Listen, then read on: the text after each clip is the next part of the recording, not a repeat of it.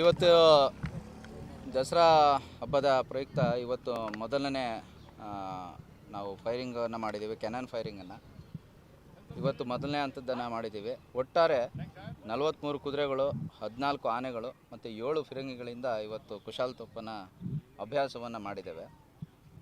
ಇವತ್ತು ಮೊದಲನೇ ದಿನದ ಅಭ್ಯಾಸ ಮತ್ತು ಎರಡನೇ ದಿನದ ಅಭ್ಯಾಸವನ್ನು 13ನೇ ತಾರೀಕು ಮಾಡ್ತೀವಿ. ಆನಂತರ 16ನೇ ತಾರೀಕು ಮಾಡಬೇಕು ಅಂಥೇಳಿ ಪ್ಲ್ಯಾನ್ ಮಾಡ್ಕೊಂಡಿದ್ದೇವೆ. ಇವತ್ತು ಒಟ್ಟು 21 ಬಾರಿ ಕುಶಾಲತೋಪನ ಅಭ್ಯಾಸವನ್ನು ಮಾಡಿದ್ದೇವೆ. ಈಗಾಗಲೇ ನೀವೆಲ್ಲ ನೋಡಿರೋ ಹಾಗೆ 3 ಬಾರಿ ಆನೆಗಳಿಗೆ ಮತ್ತು ಕುದುರೆಗಳಿಗೆ ಒಂದು ಪ್ರಯೋಗಾತ್ಮಕವಾಗಿ 3 ಸರಿ ಒಂದು ಸಮಯಾವಕಾಶವನ್ನು ಕೊಟ್ಟು ಅವಕ್ಕೆ ಒಂದು ಅಭ್ಯಾಸ ಆಗಲಿ ಅನ್ನೋ ಉದ್ದೇಶದಿಂದ 3 ಸಾರಿ ಫೈರನ್ನು ಮಾಡಿಸಿದ್ದೇವೆ.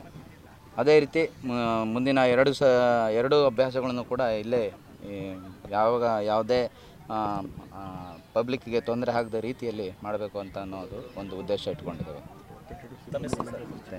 ನಮ್ಮ ಒಟ್ಟಾರೆ ಸಿಬ್ಬಂದಿಗಳು 32 ಜನ ಸಿಬ್ಬಂದಿಗಳಿಂದ ನಾವು ಈ ಒಂದು ಕುಶಾಲತೋಪು ಹಾರಿಸುವ ಅಭ್ಯಾಸವನ್ನು ಮಾಡ್ತಾಯಿದ್ದೇವೆ. ನನ್ನ ಹೆಸರು ಅಶೋಕ್ ಕುಮಾರ್.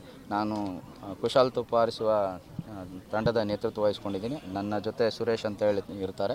ಅವರು ಕೂಡ ನಮಗೆ ಸಹಾಯಕರಾಗಿ ಇಲ್ಲಿ ಕರ್ತವ್ಯ ನಿರ್ವಹಿಸ್ತಾರೆ. ಸರ್, ಕಳೆದ ಬಾರಿಗಿಂತ ಈ ಬಾರಿ ಮದ್ದಿನ ಸಾಂದ್ರತೆಯಿಂದ ಕಡಿಮೆ ಮಾಡಿದ್ರೆ ಅಥವಾ ಹಂಗೆ ಸಾಂದ್ರತೆ ಕಡಿಮೆ ಮಾಡಿಲ್ಲ. ಬಟ್ ಏನಾಗುತ್ತೆ ಹೇಳಿದ್ರೆ ಇದು ಮೊದಲನೇ ಅಭ್ಯಾಸ ಆಗಿರೋದ್ರಿಂದ ಸ್ವಲ್ಪ ತದನಂತರ ಅದನ್ನು ಜಾಸ್ತಿ ಮಾಡ್ತಾ ಹೋಗ್ಬಹುದೇ ಹೊರತು ಏಕಾಏಕಿ ನಾವು ಒಟ್ಟಾರೆ ಜಾಸ್ತಿ ಇಟ್ಟು ಮದ್ದನ್ನು ಸಾಂದ್ರತೆಯನ್ನು ಜಾಸ್ತಿ ಮಾಡಿದಾಗ